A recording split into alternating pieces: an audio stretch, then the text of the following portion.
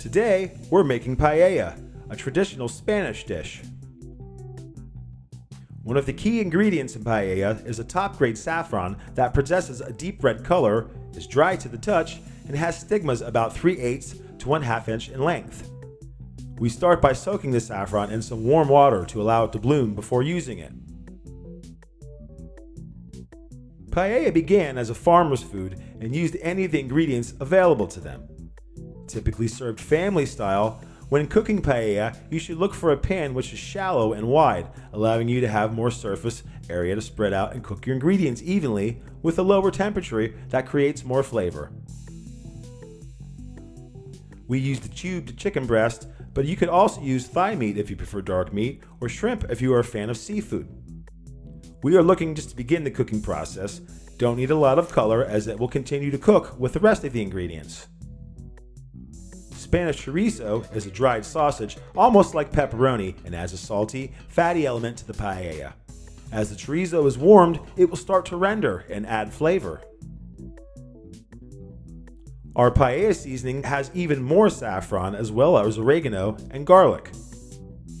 Now that we've established a well-seasoned base, the rest of our ingredients can be added. We used crushed tomatoes that weren't packed with any other spices or flavors, but if fresh tomatoes are in season, that would be even better.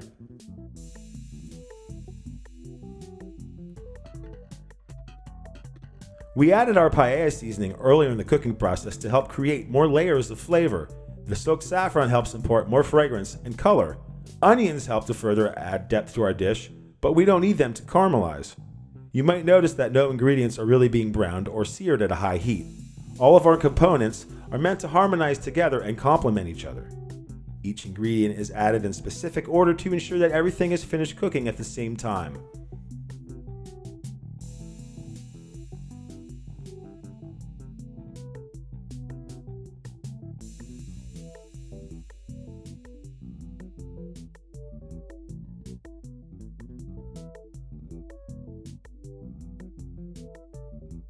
Traditionally made with the bomba rice, which is a round grain rice, we use the basmati rice for our recipe, but any short to medium grain Spanish rice would work fine. Beans are one of the last ingredients added to our dish, and we used a canned variety that were already cooked. White beans are creamy, and green peas add a delicate and sweet flavor. Frozen peas work well for this recipe, but if fresh peas are in season, feel free to use those instead.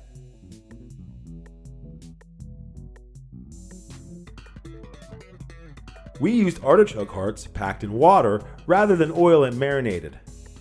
They're already cooked, so they just needed heated through. As with the diced tomatoes, it's important to use something with no added flavors so that doesn't conflict with the spices you're using in your dish.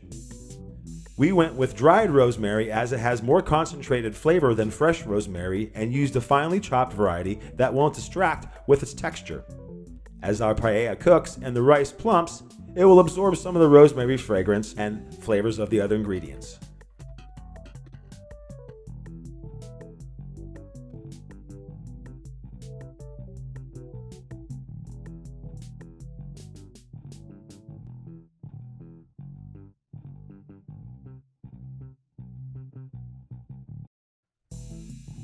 We served our paella with some fresh sliced lemon to add contrast to the richness of the dish. If you want to find this recipe or any of the seasonings used, visit our website, spicesinc.com, and don't forget to subscribe to our YouTube channel.